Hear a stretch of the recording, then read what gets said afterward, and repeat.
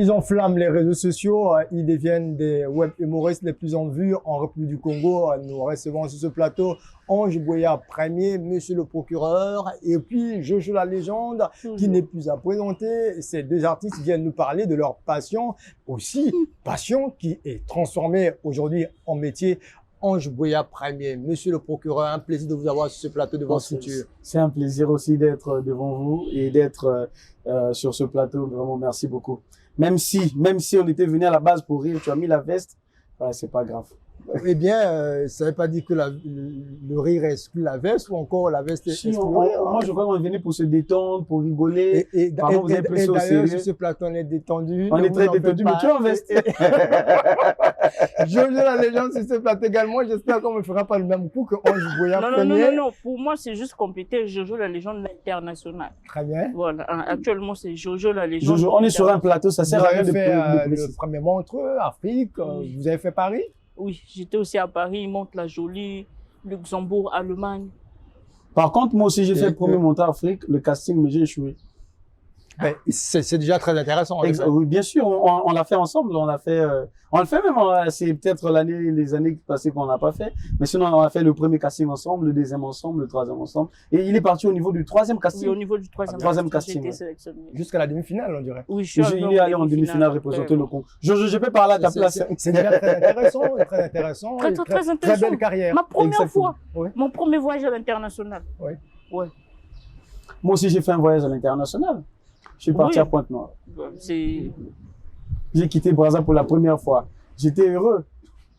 J'ai pris le vol. Et tout ça grâce à l'humour. Grâce à l'humour, j'ai pris le vol. J'ai tout frais réservé. Voilà, on est parti à Pointe-Noire. On a fait le taf. Et justement, monsieur le procureur, dites-nous un peu cette passion qu'on a su transformer en métier, l'humour. L'humour, exactement, l'humour. C'est cette passion qui a bercé notre enfance depuis la maison. On a grandi dans cette ambiance, le rire, la moquerie à l'école. On était vraiment très en gros. Les amis voulaient être accompagnés de nous, voulaient faire des trucs sans qu'on manque parce que avec nous il y avait de l'ambiance. On faisait rire tout le monde, surtout la moquerie. Ouais, c'était vraiment notre taf et on a commencé à faire depuis l'enfance. Aujourd'hui, grâce à Dieu, la passion est devenue un métier. L'humour détendu, on est détendu, et puis c'est de l'humour décalé à un certain moment. C'est des surprises, c'est de l'inattendu, et ça arrive tout de suite sur un plateau, sur un spectacle où on dit les choses. Et c'est quelle magie? Comment vous déroulez cette magie? Mais c'est le génie de l'art qu'on ne peut expliquer. C'est le génie de l'art. C'est là où intervient maintenant le côté artistique que nous avons. C'est-à-dire que j'ai un côté humain, j'ai un côté naturel que tout le monde a, et puis il y a ce petit côté artistique qui fait que dès qu'on se voit, dès qu'on veut parler de ce domaine, on se jette dans le monde de l'inspiration et voilà, on y va ensemble, quoi. Et plus l'inspiration qui donne vie à votre génie, à votre savoir-faire. Exactement, c'est l'inspiration qui croise une formation qui était déjà là et ça fait des œuvres, des belles œuvres. Parce qu'il faut quand même rappeler que c'est un métier. Et tant que métier, il faut apprendre la science du métier. Donc, moi et Jojo, on a appris à l'Institut français le cours de l'humour avec notre maître Juste Parfait, qu'on salue en passant. Voilà. Ouais, il nous a formés. On a fait ça à l'université également. Et voilà. Justement, puisqu'on parle de vous, aujourd'hui international, on va dire comme ça, c'est vrai ça? Oui, c'est vrai, on parle de moi à l'international. Et puis vous avez commencé avec l'humour à l'Institut français du Congo. Après, je crois bien 2 tentatives de bac? Bon. Moi, j'ai commencé l'humour professionnel à l'Institut français du Congo. Bon, peut-être l'Institut français du Congo. Après avoir échoué au bac 2 fois, c'est ma tante qui me fait asseoir et m'invite une fois. Elle me dit, écoute, tout chemin mène à Rome. Elle m'a dit, essaye de faire des vidéos, tu vois ce que ça peut donner. Moi, je me suis dit, au Congo, ça paye pas, l'humour au Congo, et tout. Et après, je le faisais juste, voilà, pour m'amuser et tout. Après, quand j'ai obtenu le baccalauréat, je suis venu à Brazzaville. C'est là où je me suis inscrit à l'IFC. Et jusque-là, c'est parti. Très belle carrière pour vous. Premièrement entre Afrique et puis différentes scènes sur le plan national, partout un peu. J'étais en Côte d'Ivoire, j'étais au Gabon, j'étais en RDC Kinshasa. J'étais aussi en France et ici à Brazzaville, je peux dire que j'ai pas mal joué dans les grandes salles. Donc toutes les grandes salles de Brazzaville. Et aussi jeune que je sois de ma carrière, j'ai déjà un one-man show joué à Brazzaville et à Pointe-Noire. Donc, la plupart des mariages j'accompagne et puis voilà quoi. Très belle carrière. Ange Boya, premier, monsieur le procureur, vos entrées, vos sorties, partout où vous passez, c'est des moments fracassants. Justement, monsieur le procureur, vous portez cette veste, vous portez, on va dire, ce manteau de procureur de la République. Et vous incarnez si bien ce rôle. Dites-nous un peu comment vous vivez cet instant où vous êtes dans ce manteau de procureur. C'est incroyable. C'est incroyable parce que je n'avais pas du tout calculé ça. Je ne pouvais pas imaginer aujourd'hui faire l'humour dans la peau d'un magistrat ou d'une autorité. Ça, je ne pouvais pas l'imaginer. Et quand je vis ce moment, ça a toujours été des moments de découverte. Je me découvre à chaque fois que je suis en pleine scène ou en train de tourner une vidéo parce que ça m'enchante toujours. Ça, à un moment donné, je me pose la question de savoir si c'est moi qui le fais ou comment ça arrive de le faire. Et merci à la population qui a adopté ça et qui m'a carrément collé cette identité. Et aujourd'hui, voilà, je remercie Dieu. Avec la fameuse phrase, loi ekolakisayo. Oui, loi ekolakisayo, yali mabe, yo komina, yali l'autre côté. Et vraiment, c'est tombé à bon port. Et aussi, je remercie le procureur de la République qui a été très jovial à accueillir cela. Et il m'a même reçu chez lui. Et vous préparez d'ailleurs le parquet du rire. C'est le 4 octobre au Palais des Congrès de Brazzaville. Ça sera un moment magique autour de l'humour avec des thématiques aussi intéressantes que vous comptez dérouler à ce moment. Exactement. Ça sera un moment très incroyable parce que c'est déjà un concept nouveau qui vient de naître au niveau de l'humour. Je vais parler même de l'Afrique en général parce que nous avons le Parlement du rire que nous connaissons. Mais aujourd'hui, avec le parquet du rire qui va débarquer à Brazza et qui va prendre vie le 4 octobre ici à Brazzaville, ça sera un moment intense. D'ailleurs, j'ai voulu dire que c'est la fête à l'humour. Parce que c'est un nouveau concept, c'est un nouveau bébé qu'on va tous entretenir avec les amis humoristes, les Jojo du Cardinal, tout le monde sera là. Et on va développer des thèmes qui respectent même le concept parquet du rire. Parce qu'un procureur, c'est celui qui défend les intérêts de la population. C'est celui qui est du côté de la population pour défendre ses intérêts. Et dans ce sens-là, on sera là ensemble avec la population. Ils vont voir comment on va développer ces thématiques, mais aussi qui mine la jeunesse parce qu'on est jeune. Ça, on va pas l'oublier. On a une voix qui porte aujourd'hui. De tant que jeune artiste, influenceur, on va coller cette voix aux causes qui minent la jeunesse et on va essayer de les exposer le 4 octobre au Palais. Et justement, donc, le rendez-vous est pour le 4 octobre au Palais des Congrès de Brazzaville, le parquet du rire, un peu à l'image du Parlement du rire, et puis à l'image un peu de ce que fait Jamel Debbouze. Exactement, parce que il faut quand même rappeler que nous avons aussi fait le premier canal Comedy Club du pays, avec Jojo, que je prends à témoin, qui est passé sur Canal+. On a fait du stand-up. Donc, vous viendrez à ce spectacle. Ça, le cache le côté surprise, mais vous découvrirez vraiment plein d'autres surprises, quoi. Mais ce qui est sûr, c'est que le rire sera au rendez-vous. Jojo la légende, on peut vivre de l'humour, on va dire décalé, l'humour où c'est vraiment des vannes inattendues avec le parquet du rire où vous serez présent sur scène. Oui, je serai présent pour accompagner parce que c'est un grand concept qui vient de naître, comme il dit, en Afrique et même dans le monde. Et nous, généralement, les comédiens, les humoristes, on se soutient. Bon, pas peut-être provoquer les musiciens. Eux, ils doivent créer des polémiques, des randos pour... Mais nous, on se soutient parce qu'on a besoin de ça. Généralement, beaucoup de personnes nous comparent aux humoristes d'ailleurs de l'étranger et tout. C'est parce que je me dis qu'ici, ce métier est encore sensible.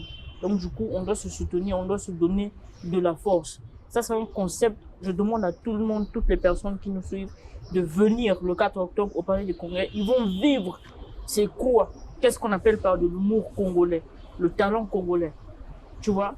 Parce que beaucoup de promoteurs culturels se disent que bon, écoute, nous pour mener à bien un bon spectacle d'humour, on doit appeler telle grande star de l'extérieur, on doit appeler Louis de Finesse, on doit appeler Fantomas, tu vois? Donc, nous, on se dit que non, on organise cette fois-ci pour prouver aux gens, non seulement qu'on peut faire avec les moyens de bord, 2, on peut remplir des grandes salles, 3, on peut exploser, exclamer de rire. Les grandes salles, on a du talent. Et je joue la légende un peu pour faire un clin d'œil à Ange Boya, monsieur le procureur, sur ce plateau. Ça veut dire que c'est votre jeune ou bien votre supérieur? Non, Ange Boya, c'est... Par rapport à la carrière, c'est encore... c'est mon supérieur. Okay. Par rapport à la carrière, quand il a commencé, okay. Je n'avais même pas l'idée d'être humoriste. Ah, mais j'aime bien la diplomatie sur ce plateau parce que je ne m'y attendais pas. Non, mais l'art, en fait, dans l'art, il faut respecter. L'art, c'est spirituel. Okay. Quand tu ne respectes plus les aînés, l'art aussi va te clouer. Je joue la légende de beaucoup de diplomates sur ce plateau. Oui, sinon, là, il faut la guisser. Non, mais il faut respecter parce que même quand tu ne respectes pas toi-même, tu détruis ta carrière. Et demain, après-demain, il y a des gens qui viendront après toi qui peuvent te manquer du respect. Donc, respecte l'autre pour qu'on te respecte. Et votre réaction par rapport à ça? C'est très touchant de voir parce que généralement, quand on est en plus du succès, vous savez, c'est même ça, l'élément déclencheur des débats qui parlait tout à l'heure avec les musiciens. Tu vas voir quelqu'un, on a tous vu qu'il est sorti d'ici, mais comme il a maintenant le succès, dans sa tête, il est le GOAT. Et comment je vais dire ça? Je pense que c'est très touchant et en plus, c'est quelqu'un de grand. Okay. Ça ne coûte à rien à quelqu'un de grand de reconnaître que, voilà, je suis passé par tel chemin ou un tel est plus vieux que moi. De toute façon, c'est pas ce qui compte. Ce qui compte aujourd'hui, c'est l'essentiel. Aujourd'hui, il est venu peut-être après moi, mais il fait la fierté jusqu'à l'international, avant même moi. Et aujourd'hui, on se retrouve là. On est maintenant des collaborateurs. De toute façon, vous nous voyez sur des vidéos, sur des plateaux. On va même en voyage ensemble. Et c'est ça la force de l'humour, comme il venait de dire tout à l'heure. Parce que c'est encore sensible. Je vais pas dire embryonnaire, sinon ça serait quand même annuler tous les efforts de nos aînés. Les Welfare Kaya, les Fortunés Bateza, les Kabandoudi, les Matalana qui ont mené ce vent-là. Jusqu'aujourd'hui, on en arrive sur les réseaux sociaux. Je vais pas dire embryonnaire, mais je vais quand même dire que c'est un monde très sensible. On a besoin de cette force. On a besoin de se soutenir parce que la force de Jojo va m'aider, ma force va aider Jojo. Et notre force va faire qu'on puisse fédérer tout ce qui nous aime autour de nous. Aller assurément à la professionnalisation. Exactement. Et puisqu'on parle de ce fameux succès, entre guillemets, comment vous vivez cet instant de succès partout où vous passez, monsieur le procureur? Oui. Comment vous vivez ça? Non, je ne sais pas comment on se promène aussi beaucoup avec Jojo. Mais lui, il est quelqu'un de très taquet, surtout quand on tourne. Parce que généralement, quand on tourne, on ne peut plus tourner à l'air libre. Parce que quand vous tournez à l'air libre, c'est des photos, c'est des... Dans ce sens-là, je l'aime bien parce que il nous met à l'aise. Il nous met à l'aise et nous... Finalement, il y a quelque chose que vous voulez dire. Bien sûr, il y a des petits secrets qu'on partage ensemble. Il y a des petits secrets qu'on partage ensemble. Et vous ne trouvez pas l'intérêt de partager ça sur ce plateau? Ben non, ça serait sans tout. Bon, vas-y. Il t'autorise alors. Parce que généralement, avec Jojo, quand on tourne, nous, on ne sait pas, par exemple, on n'a pas vraiment cette facilité de dire à un frère, à une sœur ou à une maman pour une photo, par exemple, en plein tournage. Parce que les gens, en fait, eux, ils voient pas ça. Ils voient pas ça, par exemple, là, si on était en tenue, si on était en route, tu devais voir quelqu'un quitter là-bas, rentrer dans le plateau, saluer Jojo, saluer monsieur le procureur, sans pourtant se rendre compte qu'on est en plein tournage. Et c'est effectivement... Et Jojo a cette répartie-là. Vous êtes victime de votre succès. Exactement. Et Jojo a cette... Non, on aime bien. Mais Jojo a cette répartie là, de dire à la personne attends, je finis d'abord mon spectacle. Non, mais et pendant même qu'il vient, il peut ce que l'on fait, c'est vrai qu'on écrit, mais ce sont des gags. On est à 60% d'improvisation, 40% d'idées. Très bien. Donc du coup, pendant que tu es en train de jouer, il y a une personne qui passe donc le son ça rentre dans la vidéo en fait. Du coup, tu es obligé de recommencer. Je fais un voyage avec vous, c'était pour Pointe-Noire, on vous retrouve dans un avion et là il faut faire une vidéo qui sera certainement virale tout de suite et vous vous moquez des autres dans cet avion. Comment vous arrivez quand même? Et est-ce que vous ne craignez pas aussi, on va dire comme ça, le regard de ceux qui sont à côté, ceux qui ont payé leur billet? Oui, comme nous. Mais déjà, dès qu'on rentre dans l'avion, c'est la joie. C'est tout le vol qui crie « Jojo, monsieur le procureur, cardinal !» Ben, on est chez nous. On est chez nous, ben, vous nous offrez une scène gratuite là. Bon, on allume les caméras, on y va. Et pendant qu'on tourne, c'est tous les téléphones qui sortent dans l'avion pour filmer. et les gens sont morts de rire et ça arrive sur Internet. Les gens aussi sont réceptifs et nous, c'est vraiment cette joie qu'on a. C'est vraiment cette, je vais dire chance ou grâce qu'on a de partager la joie cette aux gens, bonne humeur. partager la bonne humeur. Dès que quelqu'un te voit, c'est le sourire, c'est rire, c'est la joie. On n'imagine pas ce qu'on fait aux gens en tout cas. Et ça, il y a rien de plus beau que d'imaginer que quand quelqu'un te voit, automatiquement tu es devenu comme un curatif pour lui. Beaucoup de questions, beaucoup de problèmes à Brazzaville, en Afrique, on va dire ainsi. Coupure d'électricité, pas d'eau potable, certainement dans l'air. Positionnement social difficile. Situation, précarité pour l'emploi des jeunes. Exactement. Beaucoup de questions. Et c'est là où vous trouvez tout le sens de la thérapie qu'apporte. C'est ça, tu sais. Il y a même aussi des gens, genre, il n'a pas des problèmes de société. Je m'explique. Allez-y. C'est-à-dire que il est nourri, logé, véhiculé. Chez lui, il y a un groupe électrogène. C'est-à-dire qu'il y a des gens qui souffrent pour lui. Mais la personne vit dans un stress. Il y a des gens comme ça. Ça, donc, je valide. Pour lui, habiter au Congo, c'est comme vivre avec le stress. Et c'est là où vous intervenez. Voilà, c'est là où nous on intervient. On arrive à toucher ce public-là. Tout comme il y a des gens aussi, tu fais une vidéo, ils viennent dans les commentaires, ils trouvent, moi je pense qu'il fallait faire ceci, il fallait faire cela. C'est là où je me dis que, en fait, ça c'est un citoyen qui n'a pas de problème et qui vit au Congo. Il y a deux types de citoyens au Congo. Il y a celui qui a des problèmes, qui vit au Congo, et celui qui n'a pas de problème et qui vit au Congo. Et vous arrivez quand même, à travers votre humour, à toucher ces personnes. Oui, on touche, parce qu'on observe. On observe un humoriste, de base, c'est un observateur. C'est-à-dire qu'on peut voir une personne tomber ici. Toi, tu as vu ce que tu as vu, mais nous, on a vu autre chose. On s'imagine autre chose.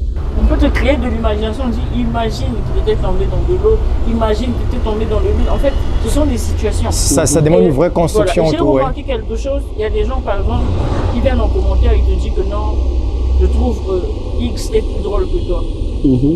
Moi, une fois, j'ai répondu à la personne, c'est parce que tu n'es pas intelligent. Beaucoup de personnes sont venues répliquer, mais je me dis oui. En fait, on n'a pas les mêmes problèmes. Moi, aujourd'hui, je peux croiser une situation dans la banque qui a fait rire les gens. Mais celui qui n'a pas l'habitude de faire des transactions dans la banque ne peut pas comprendre. Il ne peut pas comprendre. Voilà pourquoi je dis aux gens, quand tu vois quelque chose, ça ne te plaît pas, passe. Ah, tu as vu pourquoi tu as rigolé? Tu as vu la répartie qu'il a et c'est ce qui nous fait plaisir quand on tourne. En tout cas, quand on tourne Jojo, c'est, voilà, quand nous-mêmes on dit que non, là, on doit travailler, bon, si quelqu'un vient Jojo, vas-y, gère-le, quoi. Et il a cette bonne répartie, en fait. Il est comme celui qui assure, on va dire comme ça, la bonne circulation de l'humour. Surtout quand la bonne circulation de vos créations. Exactement, oui, parce que lui, il dit, chef, on tourne, s'il te plaît. Si tu veux la photo, attends. Non, mais c'est la vérité. C'est la vérité. On a tourné hier. Hier, oui. On est arrivé au lieu du rendez-vous à 14 h. On a commencé le tournage à 15 h. Dès que tu commences, action. Oh, c'est ce qu'on disait tout à l'heure. Vous êtes victime de votre succès. On est victime de ça, en fait. Et puis, une question qui fâche souvent, je la légende. Le procureur va également répondre tout à l'heure. Il vous arrive de gagner 1 million en un seul spectacle. Bon, pardon? J'arrive. Ah, d'accord. J'ai voulu que ça soit une question qu'on chuchote à l'oreille. D'accord, ok. 1 million. Ça gagne quand même. Là, vous parlez plus? Non, en fait, quand j'entends les sommes, là, ça me fait peur. L'argent n'aime pas de bruit. 1 million, j'ai déjà gagné 1 million lors d'un spectacle, mais c'était pas le cachet original comme ça. C'est-à-dire que je suis venu, j'ai presté. C'est-à-dire le cachet était énorme, mais après avec les farottes, les farottements, parce que j'avais tellement assuré ce jour-là, les gens se sont levés, ils m'ont faroté, j'ai pu atteindre 1 million. Mais pour l'instant, mon plus gros cachet, je sais que ça va créer des polémiques, 900 000. Plus gros cachet de Jojo la légende, 900 000 francs CFA, une façon pour lui de dire sur ce plateau, l'humour se professionnalise en République du Congo. Et merci pour cette réponse qui a été donnée en toute franchise, sans rien cacher. Monsieur le procureur, certainement, il va nous brandir la loi, il va nous brandir les textes pour dire je ne peux pas dire combien je peux gagner. Non, pas dire, mais parce que nous, tu vois, au parquet, on a trop des dossiers à gérer. Et généralement, on se concentre pas sur l'argent. Donc, même quand on a l'argent, ça passe droit dans le budget du parquet parce qu'on a des accusés à gérer, on a des plaignants à gérer et tout. Donc, moi, je sais même pas combien qui passe là-bas pour... Très belle manière de ne pas donner une réponse, en effet. Non, j'ai donné une réponse. Allez-y. C'est pas mon budget, c'est pas mon argent, c'est l'argent du parquet. Mais quand même, il sait combien ça... Bon, on attend la fin du trimestre quand on va faire le compte et puis je verrai peut-être par mois comment nous avons encaissé. Mais puis, après, j'aimerais aussi rattraper quelque chose, hein, parce que les gens vont voir quand ils disent mon plus gros cachet, ils savent que je n'aille en France. Oui. Et depuis votre retour alors? Ah, depuis là, 10 000 euros. 10 000 euros. Okay. C'est 15 000 euros. Je veux dire 5 000 euros, 5 000 euros, voilà quoi. Et là, c'est pas un compte bancaire, pour éviter des problèmes. Ok, très bien. C'est ça, pour éviter des problèmes. Professionnel aussi. Ouais, tu sais, une fois, il y a un gars là qui me contacte et tout, il me dit, en tout cas, tu vas faire la publicité de ma boutique, viens, on se croise. J'ai dit que non, moi je te donne le lieu là où on se croise. Il me dit, je dis non, t'inquiète pas, c'est moi qui assure. On arrive sur le lieu, moi j'étais trop frais. Ok. Trop frais, donc Dolce & Gabbana, les amis de Paris. Je pense que même lorsqu'on est assis là, tu sens déjà l'odeur du parfum. Même les téléspectateurs, les téléspectatrices sentent l'odeur du parfum. Okay. J'arrive là, dès que le gars me voit, il vient en moto. Et quand tu vois la moto, tu vois les sandales du gars, dès qu'il m'a sauvé, il dit,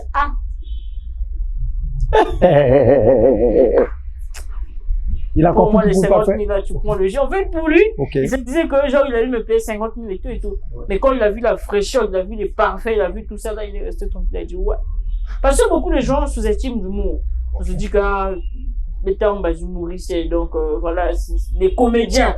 Donc pour eux, comédiens, c'est insulte. Est-ce qu'aujourd'hui, on peut vivre de l'humour au Congo? Oui. C'est quand même une question qui reste difficile à répondre. Hein. Oui. Vous savez, aujourd'hui, on n'a pas des bases, on n'est pas encore assis, on ne perçoit pas de droits d'auteur, on n'a pas de lieux publics spécialisés à l'humour, on n'a pas vraiment des carrières assurées, si ce n'est l'intelligence d'être bien entouré ou encore d'avoir des bons amis qui peuvent te conseiller, qui ont assez d'expérience. Aujourd'hui, le succès au Congo est devenu comme temporaire, c'est-à-dire que tu peux faire le succès, 2 ans après, plus rien, 1 année après, plus rien, 3 mois après, tu es carrément éteint et quand tu es effacé, c'est tout. Donc aujourd'hui, il faut trouver des mécanismes personnellement pour pouvoir entretenir ton succès, pour que tu sois toujours sur le marché. Et quand tu es sur le marché, tu peux être consommable, mais peut-être pas au même prix que quand tu es sorti. Tu vois, et ça, tous les artistes sont victimes de ça. Maintenant, dire qu'on peut vivre de l'humour au Congo, je ne sais pas, mais comme tout jeune débrouillard, vraiment, on peut essayer de faire quelque chose, mais on a de la valeur. Moi, je peux compléter quelque chose. On a de la valeur. On peut vivre de l'humour au Congo. Pourquoi je le dis? C'est parce que chaque personne doit avoir une stratégie. C'est vrai que c'est une discipline encore sensible, mais il faut déjà prouver aux gens qu'on est capable de le faire. Tu vois? Parce qu'on est encore à nos débuts. On a peut-être, je peux dire, on est peut-être à la 4e génération des humoristes. Donc ailleurs, ils sont déjà 50e, 60e, voire même 1000e génération. Donc, on doit lutter pour en arriver, de telle sorte qu'on voit aussi que celui-là c'est un humoriste, il a une voiture. Celui-là c'est un humoriste, il vit chez lui en fait. Celui-là c'est un humoriste, il est capable de se payer un billet d'avion. Celui-là, tu vois, ne pas trop se plaindre en fait pour dire que sinon ça va. Si on arrive à gagner un peu, et vous aussi, si vous arrivez à nous appeler, à s'asseoir comme ça veut dire que... Oui, on reconnaît le talent, en effet. Voilà, on reconnaît le talent, ça veut dire qu'il faut aujourd'hui... On peut se tirer à balles réelles. C'est pourquoi je parle de la valeur. C'est-à-dire que la valeur, nous avons. La reconnaissance, nous l'avons. Mais l'industrie qui accompagne derrière est encore faible. Si ce n'est que tes propres stratégies, comme il venait de le dire. C'est-à-dire, il faut avoir, pendant que tu peux percevoir quelque chose là, tout de suite, là, il faut avoir des stratégies, peut-être comment faire pour pérenniser. C'est là où vous parliez du droit d'auteur. Exactement. Vous parliez de mettre en place des vrais mécanismes. Une industrie humoristique derrière qui assure la pérennisation des talents. Et si on pouvait déjà avoir aujourd'hui la loi portant sur le statut de l'artiste, qui vient pour définir. Exactement. Les statuts sur l'artiste, il y en a, je crois que c'est la loi. Oui, la loi Motom qui jusqu'ici n'est pas assez vulgarisée, qui jusqu'ici, voilà. Ouais, et c'est pas à la portée de tout le monde. Les gens ignorent tellement ça que, voilà, aujourd'hui. Mais j'ai l'impression que les musiciens ont plus cette mécanique que nous, les humoristes. Tout à l'heure, même quand j'ai passé au bureau de droit d'auteur, j'ai posé cette question. J'ai dit, mais pourquoi? J'ai payé tout, j'ai même ma carte, mais pourquoi je peux pas percevoir? Oh non, vous avez des mécanismes qui ne sont pas les mêmes que les musiciens. Or, les musiciens, ils sont occupés de des taxis. Donc ça veut dire qu'il faut forcément réformer ça veut dire que là, la responsabilité n'est pas forcément au talent que nous avons. Parce que le talent que nous avons, nous le prouvons tous les jours. Et les gens l'aiment tous les jours. Mais parfois, il faut aussi être sous la tutelle de ceux qui vous accompagnent, qui peuvent mettre certaines stratégies en place, qui vous permettent de toucher chaque fin du mois, par exemple, des droits d'auteur. Ça permet. Au-delà du droit d'auteur, il y a aussi créé des conditions, des salles où les artistes peuvent se produire, des facilités aux artistes de se produire. Par exemple, Jojo peut organiser son one-man show, il prend le palais de congrès de cette facilité, il peut payer le 70% de la salle, il peut être doté d'un matos, d'un accompagnement, des trucs comme ça, qui permet que, avec 2, 3, 4 millions, tu peux organiser un spectacle et rentabiliser 20, 30 millions. Et quand tu rentabilises 20, 30 millions, chacun a sa part, et tu peux te retrouver avec un 15, 20 millions qui peut te permettre de gérer ton année, de gérer, tes projets, quoi. Et là, on mange bien. Voilà. Mais c'est très dur maintenant. Mais ça va aller, j'espère bien. Non, ça va aller parce qu'on lutte pour ça. C'est pourquoi il a dit que il faut travailler, il faut prouver, et quand bien même difficilement ça sera, on va le prouver. Dernière question pour Jojo la légende. On sait pertinemment qu'on se bat, on lutte, mais il faut aussi passer des vrais messages. C'est ce que vous faites d'ailleurs à travers vos vannes, à travers vos sorties dans différentes salles, où vous appelez au respect des personnes vivant avec handicap à travers certains de vos textes. Oui, il le faut parce que nous sommes des ambassadeurs et nous représentons l'être humain en fait, nous symbolisons la vie réelle dans le virtuel. Tout ce qui se passe dans la vie réelle, on reproduit dans un virtuel. Et moi, j'ai toujours l'habitude de dire que les handicapés, ce sont des personnes beaucoup crispées, beaucoup enfermées et tout. Moi-même, d'ailleurs, je suis timide. Tout ce que je fais sur le plateau, là, c'est un travail énorme que j'ai eu à faire. Et voilà, c'est pour dire qu'on peut vivre de ça aujourd'hui. Je vois certains de mes frères handicapés se ridiculiser, devenir des mascottes, danser dans les bars, parfois ils n'ont pas de sang. Certains sont beaucoup dans la précarité, ils sont pauvres, ils se disent que ouais, moi je ne peux pas avancer. Beaucoup se plaignent aussi qu'on ne me soutient pas, alors que quand tu as un cerveau, tu as la capacité de raisonner, tu peux tout faire. Très bon message. Ouais, c'est ça en fait. Quand tu as un cerveau, tu as la capacité de raisonner, même si tu n'as pas des mains. Même si tu n'as pas les yeux, même si... Moi, je vois aujourd'hui, il y a des gens, il est aveugle, mais il joue au piano. Il y a des gens, il est aveugle, mais tu chantes bien. Il y a des gens, ils utilisent en fait le talent que tu as. Moi, beaucoup de gens, moi, je me souviens, même dès le CP1, moi, je faisais rire la classe, mais moi, je ne voulais pas être humoriste. Même à l'EPS, je me souviens, en 3e d'EPS du BPC, moi, mon nom, c'est Louemba, L. Donc, quand le prof m'appelle Louemba, je me lève, il dit non, assez-toi. Il appelle tout le monde et après mon tour, il dit qu'il n'est pas passé le même bon, lève-toi. Donc je suis le dernier élève. Et quand je cours, tripe sur papa, je tombe pas. Les gens, le son se lève. C'est pour dire que beaucoup de gens m'ont dit, mais pourquoi pas continuer, faire seulement le mot? Je dis non, moi je dois être administrateur, directeur. Finalement, ça vous a rattrapé. Finalement, ça m'a rattrapé. On en parle d'ailleurs sur ce plateau. Voilà. C'était un plaisir de vous avoir. Et puis, on a monsieur le procureur qui prépare le 4 octobre au Palais des Congrès de Brazzaville. Ça sera chaud, ça sera un moment extraordinaire, inédit. Inoubliable, inédit surtout parce que vous serez surpris et on va vous surprendre à chaque seconde.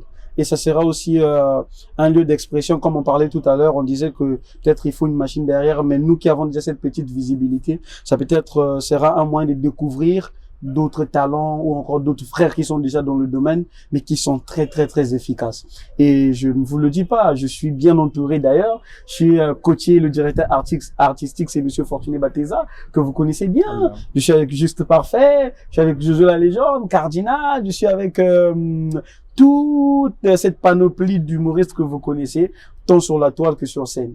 Au moins, ils sont là et les jeunes humoristes, les jeunes talents aussi aura à découvrir. Et le plus que sera là lui-même pour faire la loi. Merci, on recevait sur ce plateau deux humoristes les plus en vue en République du Congo. Il s'agit bien de Ange Boya, premier, monsieur le procureur, et qui venait sur ce plateau. Mais c'est vrai qu'ici, il n'a pas dit loi Ekolaxayo, mais non, je voulais le dire à ceux qui ne vont pas prendre les tickets. Les tickets sont disponibles pour le 4 octobre au Palais de Congrès. Oyakozo ticket n'a été loi Ekolaxayo. Et puis, Jojo la légende, merci d'être venu sur ce plateau avec vous. On parlait de votre carrière aujourd'hui internationale et c'était un plaisir de vous avoir également. Monsieur le journaliste. Moi, ma banque, elle vous permet. Donc, on termine par là. Merci, c'était... Moi, ma banque, elle vous permet. Voilà, toujours en action. Président Juvel Meril. Voilà, le vice-président Brian Mida. Toujours. Le secrétaire général Lévi Okumu. Son excellence. Directeur des opérations David Ntati. Exception. On recevait Jojo la légende, Ange Boya, premier monsieur le procureur. Et un plaisir de les avoir eu sur ce plateau. Et aussi, on vous connaît nombreux à nous suivre sur Vox Télévision, le Congo vu de l'intérieur. Très bonne suite de programme sur votre télévision. À très bientôt.